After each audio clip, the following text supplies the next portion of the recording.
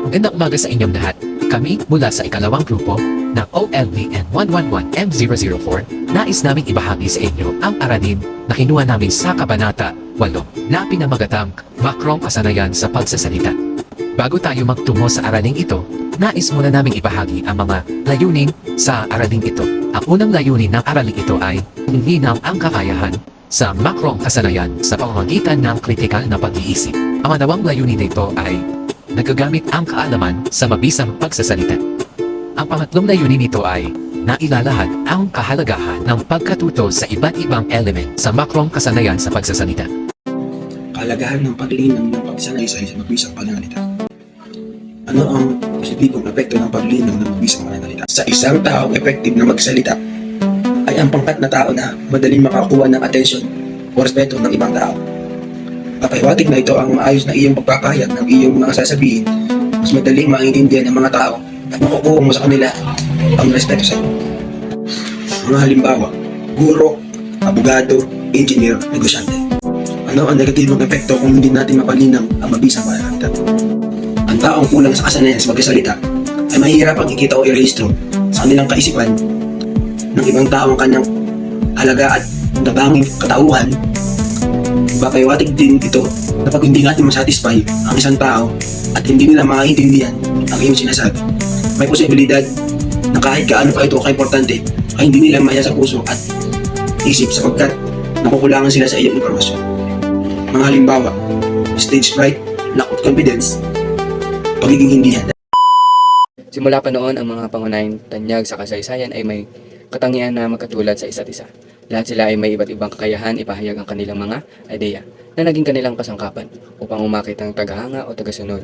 Marami ang natanyag at nagtagumpay bunga ng kanilang katangi-tanging kakayahang magsalita sa paraang tinalulugdan ng mga tagapakinig. Ayon sa dating Pangulo ng Estados Unidos, ay natanyag at naiwan ng hindi mabura sa kasaysayan hindi lamang sa Amerika kundi sa buong daigdig.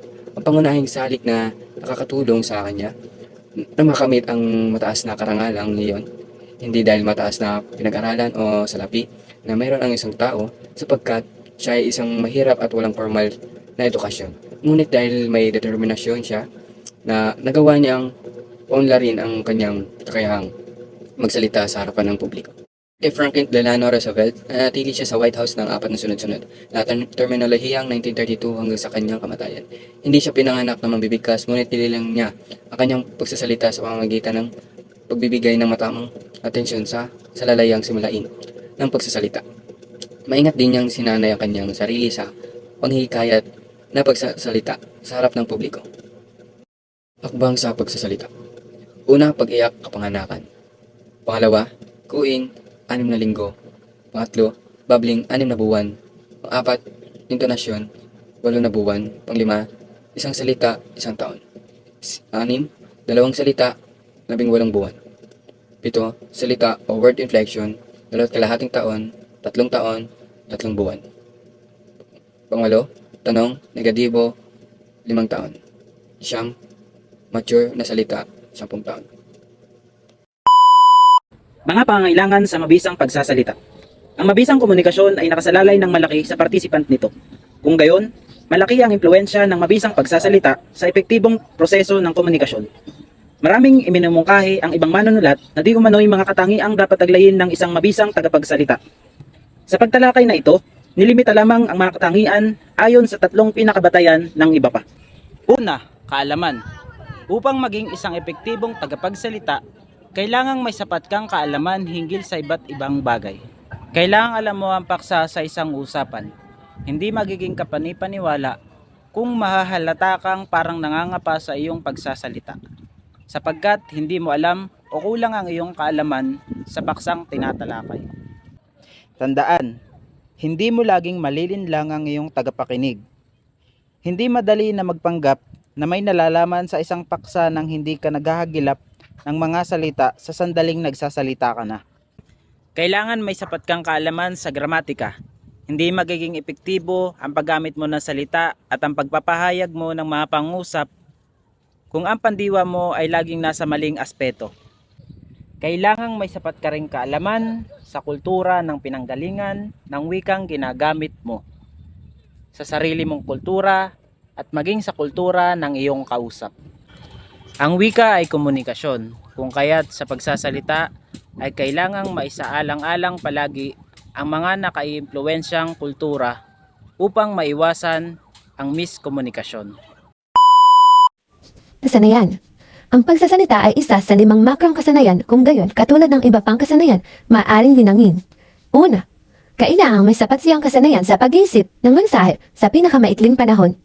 May mga sitwasyon kasi na kailangan ng presence of mind. Sa mga gayong sitwasyon, kailangan ng mabilis na pag-iisip upang agad na masabi ng isang tao ang kailangan niyang masabi. Ikalawa, kailangang may sapat siyang kasanayan sa paggamit ng mga kasangkapan sa pagsasalita, tulad ng tindig, galaw, kumpas, at iba pa. Ang anyong di verbal. Ikatlo, kailangang may sapat siyang kasanayan sa pagpapahayag sa iba't ibang genre tulad ng pagsasalaysay, paglalarawan, paglalahad at pangatwiran. Tiwala sa sarili. Isa ring mahalagang pangailangan ang pagkakaroon ng tiwala sa sarili ng isang tagapagsalita. Ang isang taong walang tiwala sa sarili ay karaniwang nagiging kami o hindi palakibo. Mapilitan man siyang magsalita, paminsan-minsan, pautal-utal na pagbigkas o di kaya'y ng kanyang panginginig o paninigas o pag-iwas ng tingin o labis ng pagpapawis ng kakulangan niya o kawalan ng tiwala sa sarili. Mga kasangkapan sa pagsasalita. Masusukatan din sa isang tagapagsalita sa lakas ng kanyang panghikayat, sa kanyang tagapakinig o di kaya sa kakayanan niyang papanatili ang interes ng kanyang tagapakinig.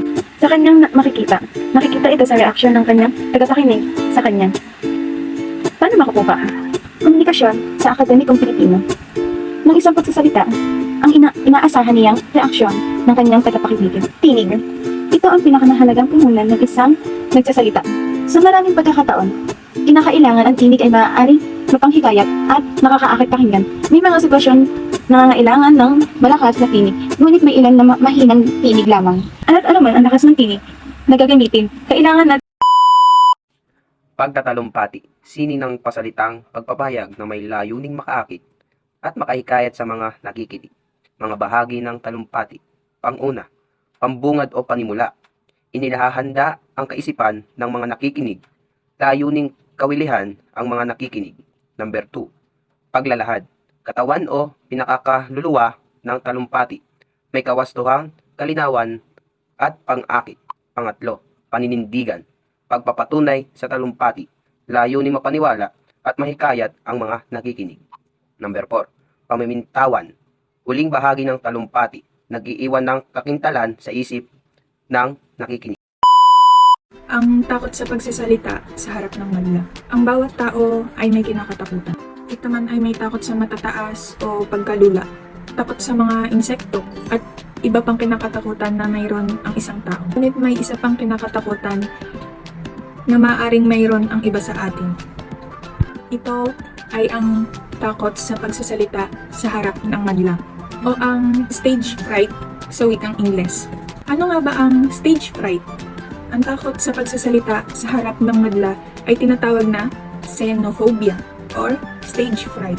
Ito ay takot na mapagtawanan bunga ng maling grammar, maling bigkas, masagwang tinig o posture, katwang, wika o anyong pisikal. Ito ay takot na hindi tanggapin ng madla ang kawalan o kakulangan ng tiwala sa sarili at di pagkaalam kung ano ang sasabihin at kung paano iyon sasabihin.